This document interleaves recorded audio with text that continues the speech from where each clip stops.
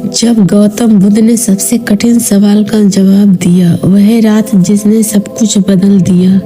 गंगा के किनारे बना वह विहार आज अजीब सी बेचैनी से भरा था। सैकड़ों शिष्य जमा थे, लेकिन किसी की आंखों में वह चमक नहीं थी जो आम तौर पर गौतम बुद्ध की उपस्थिति में आती थी। कुछ निराश थे, कुछ हताश और कुछ तो जीवन से हार ही चुके थे। उस भीड़ में सबसे आगे बैठा था आनंद, बुद्ध का प्रिय शिष्य, जो आज आंसुओं को रोकने में असफल हो रहा था। उसके बगल में था शारीरिक पुत्र, जिसकी बुद्धिमत्ता की चर्चा दूर दूर तक थी, लेकिन आज उसका चेहरा प्रश्नों से भरा था। और पीछे की पंक्ति में बैठी थी यशोधरा की सहेली, जो अपने बेटी की मृत्यु के बाद से मौन थी। तभी सूर्यास्त की लालिमा में गौतम बुद्ध प्रकट हुए। उनकी आंखों में करुणा थी, लेकिन चेहरे पर एक रहस्यमय मुस्कान थी। वे बोले, आज मैं तुम्हें वह सत्य बताऊंगा जो मैंने बोधि वृक्ष के नीचे नहीं, बल्कि जीवन की सबसे गहरी अंधेरी रात में सीखा था। पूरा बिहार थम गया। यह तो बुद्ध ने कभी नहीं कहा था, वह सवाल जो सबके मन में था। बुद्ध ने धीरे से अपनी आंखें बंद की और बोले, तुम में से कितने लोग सोचते हैं कि तुम्हारी समस्याएं इतनी बड़ी हैं कि उनका कोई समाधान नहीं? लगभग सभी ने हाथ उठाया। कितने लोग मानते हैं कि तुम्हारे साथ जो बुरा हुआ है वह तुम्हारी गलती नहीं थी? फिर से अधिकतर लोगों ने हाथ उठाए। और कितने लोग चाहते हैं कि मैं तुम्हें एक जादुई मंत्र दे दूं जो तुम्हारी सारी समस्याएं खत्म कर दे? इस बार सभी ने हाथ उठाए। एक हल्की हंसी की लहर दौड़ गई। बुद्ध ने आंखें खोली और बोले, तो फिर सुनो, आज मैं तुम्हें 3 कहानियां सुनाऊंगा। पहली कहानी है एक राजकुमार की जिसने सब कुछ खोया। दूसरी कहानी है एक भिखारी की जिसने सब कुछ पाया। और तीसरी कहानी है एक ऐसे व्यक्ति की जो तुम सभी से बहुत परिचित है। पहली कहानी, राजकुमार जो भिखारी बन गया। बहुत समय पहले बुद्ध ने शुरुआत की। मगध साम्राज्य में एक राजकुमार था। उसका नाम था विजय। उसके पास सब कुछ था, धन, यश, सुंदरता, शक्ति। महल में 500 सेवक थे। स्वर्ण से बने बर्तनों में खाना खाता था। रेशमी वस्त्र, हाथियों की सवारी और जो चाहे वो सब कुछ करता था। सभी शिष्य ध्यान से सुन रहे थे। एक दिन पड़ोसी राज ने हमला कर दिया। युद्ध हुआ और विजय का साम्राज्य हार गया। एक रात में सब कुछ खत्म हो गया। महल जल गया, पिता मारे गए, माँ ने आत्महत्या कर ली और विजय भाग खड़ा हुआ। बुद्ध ने रुककर चारों ओर देखा। कई शिष्यों की आंखें भर आई थी। कई दिनों तक वह जंगलों में भटकता रहा, भूख से बेहाल, प्यास से व्याकुल। जब वह एक गांव में पहुंचा तो लोगों ने उसे भिखारी समझकर धुतकार दिया। वह राजकुमार जिसने कभी हाथ से खाना नहीं छुआ था, अगर गटर में पड़े बांसी खाने के लिए कुत्तों से लड़ रहा था। बिहार में सन्नाटा था। एक दिन बारिश की रात में वह एक टूटे मंदिर में बैठा था। भूख, ठंड और निराश से वह रो रहा था। उसने सोचा, मैं मर क्यों नहीं जाता? जीवन में रहा ही क्या है अब? तभी उसे मंदिर के एक कोने में एक वृद्ध व्यक्ति दिखा। वह भी ठंड से कांप रहा था। विजय ने देखा कि उस बूढ़े के पास सिर्फ एक फटी चादर थी। क्या हुआ आगे? आनंद से रहा नहीं गया। बुद्ध मुस्कुराए। विजय के पास भी सिर्फ एक चादर थी, लेकिन उस पल उसने कुछ अजीब किया। उसने अपनी आधी चादर फाड़कर उस बूढ़े को दे दी। बूढ़े ने पूछा, तुम खुद तो ठंड से मर रहे हो, फिर भी मुझे दे रहे हो? विजय ने कहा, मैंने अपना राज खो दिया, अपना परिवार खो दिया, अपनी पहचान खो दी, लेकिन आज मैंने समझा कि मैं अभी भी कुछ दे सकता हूँ, और जब तक मैं कुछ दे सकता हूँ मैं मर नहीं सकता। पूरे बिहार में एक गहरी सांस की आवाज़ सुनाई दी। उस रात के बाद बुद्ध ने कहा, विजय ने आगे फैसला किया कि वह हर दिन किसी न किसी को कुछ ना कुछ देगा, भले ही उसके पास कुछ ना हो। कभी वह किसी को मुस्कुराहट देता, कभी सुनता उनकी बातें, कभी उठा देता किसी का भारी बोझ। और एक दिन एक व्यापारी ने उसकी मदद देखी और उसे नौकरी दे दी। फिर धीरे धीरे विजय ने अपनी मेहनत से एक छोटा व्यापार खड़ा किया और 20 साल बाद वह फिर से राजा बना। लेकिन इस बार बुद्ध की आवाज गंभीर हो गई। वह अलग राजा था, क्योंकि उसने सबसे अंधेरी रात में यह सीख लिया था कि असली शक्ति देने में है, पाने में नहीं। दूसरी कहानी, भिखारी जो करोड़पति बना। अब दूसरी कहानी सुनो।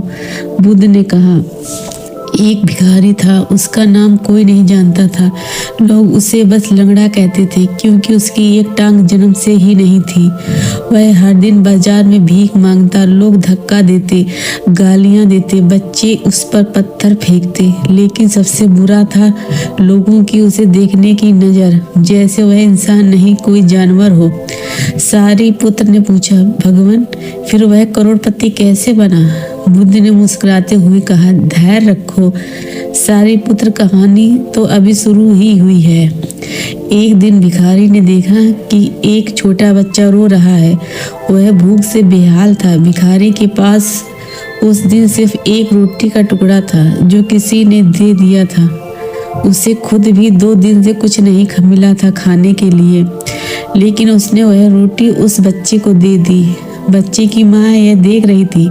वह एक धनी व्यापारी की पत्नी थी। उसने भिखारी से पूछा, तुम खुद भूखे हो, फिर भी तुमने रोटी दे दी? भिखारी ने कहा, मैडम, मैं तो रोज भूखा सोता हूँ, एक दिन और सही, लेकिन यह रोता हुआ बच्चा मुझसे नहीं देखा गया। उस महिला ने अपने पति को यह घटना बताई। व्यापारी ने भिखारी को बुलाया और कहा, तुम मेरी दुकान पर सफाई का काम करोगे?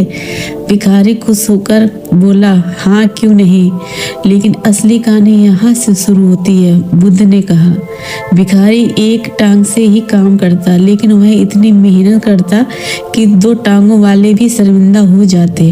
वह सुबह सबसे पहले आता और शाम को सबसे आखिर में जाता। लेकिन सबसे खास बात यह थी, वह हर छोटे से छोटे काम को इस तरह करता जैसे वह पूजा कर रहा हो। फर्श पोंछते समय भी उसके चेहरे पर वही समर्पण होता जो एक पुजारी के चेहरे पर मंदिर में होता है। एक दिन व्यापारी ने पूछा, तुम इतनी खुशी से काम करते रहते हो? भिखारी ने कहा, साहब, जिंदगी में जब कुछ नहीं था तब मैंने सीखा कि खुशी बाहर नहीं अंदर होती है। अब मुझे काम मिल गया है, सम्मान मिल गया है, यह तो बोनस है। व्यापारी इतना प्रभावित हुआ कि उसने भिखारी को अपना प्रबंधक बना दिया और 10 साल में वह भिखारी उस व्यापारी का साझीदार बन गया।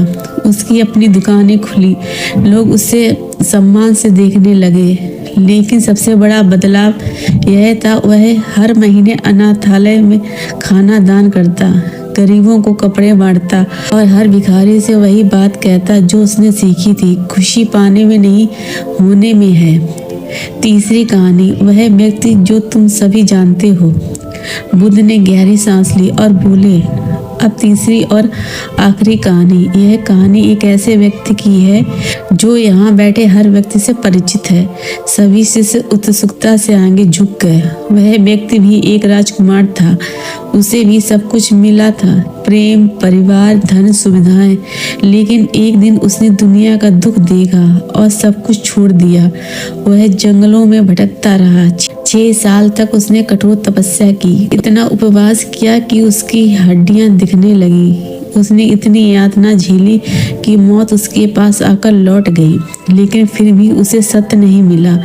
वह निराश हो गया। उसने सोचा, शायद कोई सत्य है ही नहीं, शायद जीवन बस एक दुख है और कुछ नहीं। आनंद ने धीरे से कहा, भगवान, यह कहानी तो आपकी है। बुद्ध मुस्कुराए, हाँ आनंद, यह मेरी कहानी है और आज मैं तुम्हें वह बताऊंगा जो मैंने कभी नहीं बताया। सभी की सांसें थम गईं। उस रात बोध वृक्ष के नीचे जब मैं हारने वाला था, तब मेरे मन में एक आवाज आई। वह आवाज मेरी अपनी थी। उसने कहा, सिद्धार्थ, तुमने सब कुछ छोड़ा यह जानने के लिए कि दुख क्यों है, लेकिन क्या तुमने कभी यह सोचा कि प्रेम क्यों है, खुशी क्यों है, करुणा क्यों है? उस पल मुझे समझ आया मैं गलत सवाल पूछ रहा था। मैं दुख को खत्म करना चाहता था, लेकिन दुख तो जीवन का हिस्सा है। असली सवाल यह था, दुख के बीच भी खुशी कैसे पाई जाए। और तभी मुझे बोध हुआ।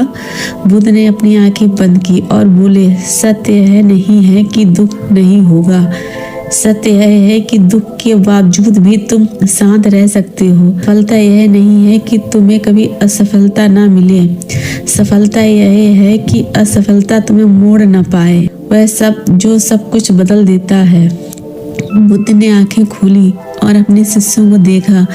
उनमें से कई रो रहे थे, कई मुस्कुरा रहे थे।